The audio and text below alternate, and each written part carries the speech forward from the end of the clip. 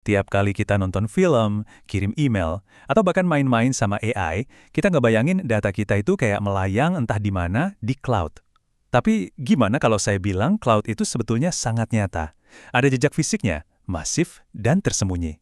Yuk kita bongkar apa sih sebenarnya biaya di balik dunia digital kita ini? Coba deh bayangin, setiap email yang Anda kirim, setiap video yang Anda tonton, itu ada label harganya. Bukan soal uang, tapi soal sumber daya alam planet kita. Nah, pertanyaannya, seberapa mahal sih harganya?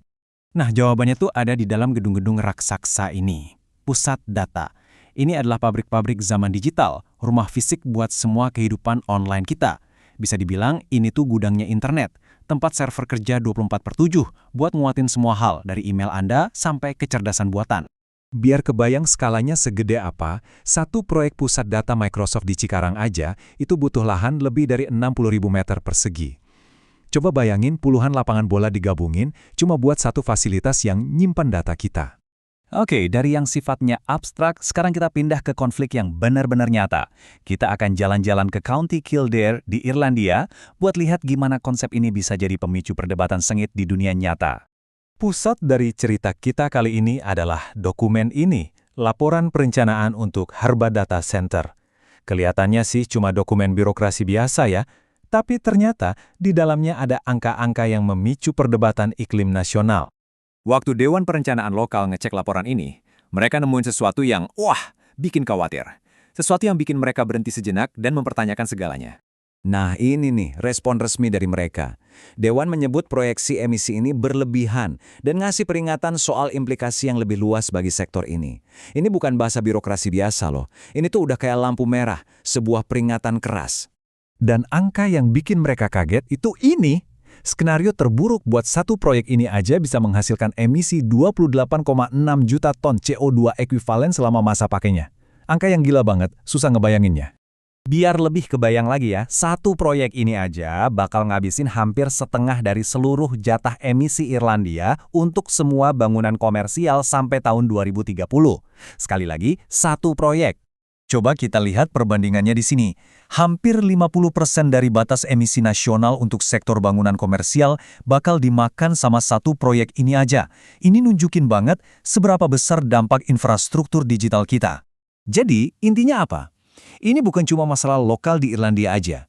Ini adalah gambaran kecil dari dilema global yang kita hadapi.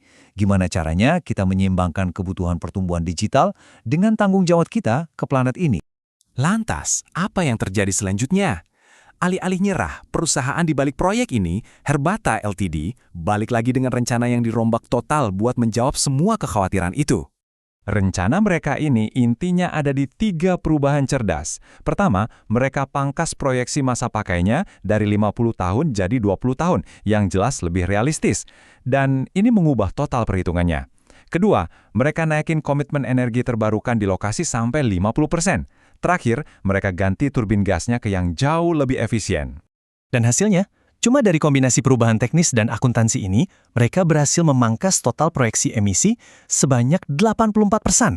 Gila kan? Penurunan yang drastis banget. Bedanya kelihatan banget kan? Dari 28,6 juta ton anjlok jadi 4,5 juta ton. Ini jadi bukti kalau dengan perencanaan yang lebih cerdas, teknologi yang lebih efisien, dan akuntabilitas, perubahan besar itu mungkin terjadi. Kasus di Irlandia tadi nunjukin gimana satu perusahaan bisa merespon tekanan. Nah sekarang kita geser buat lihat gimana satu negara, Taiwan, secara proaktif mengelola ledakan data ini dalam skala yang lebih besar. Biar kebayang segini nih skala investasinya. Pemerintah Thailand baru aja setuju buat 7 proyek pusat data besar-besaran dengan total nilai lebih dari 96 miliar baht.